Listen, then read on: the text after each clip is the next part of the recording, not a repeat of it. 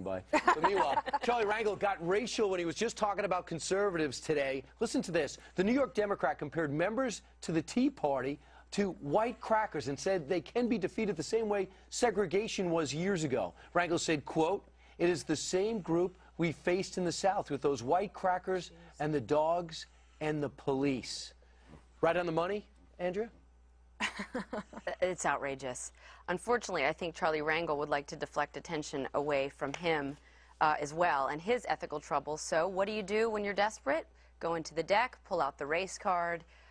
It's pretty shameful, especially if he really knew the meaning of the word. But I think he does. And he knows that he's never going to get called on the carpet for it. And he also goes on to say House Republicans have done more damage to the American competitiveness than al-Qaeda would ever do. What is happening is sabotage, Dana. I think that he's noticed that all these other grown men were getting attention this week for fighting amongst one another and saying outrageous things, so he wanted to up the ante and get more attention by saying something that it's just so, it's preposterous. But this, even though he's a marginalized, sullied congressional figure, isn't this outrageous that he's getting a pass on this? See, we're in error. See that lower third there, that little banner says Rangel's cracker? I'm under the impression it's supposed to be cracka.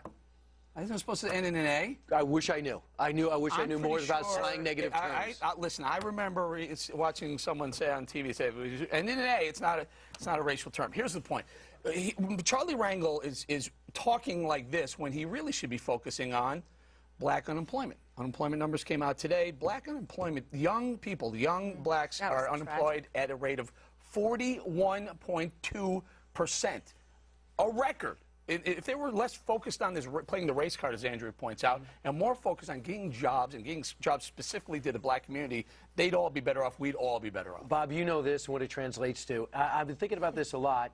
Is he talking less about Tea Party? Is he saying the Tea Partiers are standing up to what they're doing in the House by policy and making the president's term bad? Is that racial by standing up to the president and his agenda? I don't know who. I've known Charlie a long time. It's hard for me to keep up with who Charlie's referring to, but I will say this. There was a story, one isolated story about a Tea Party gathering where there was some racial things said. It was best to keep that one alone because there's been no evidence that there's been rampant racism in the Tea Party movement. And if I were Charlie, I'd be very careful about saying those things. And let me ask him, why is he sticking up for the president? The president told him to quit. Can we talk about that's great. That is great.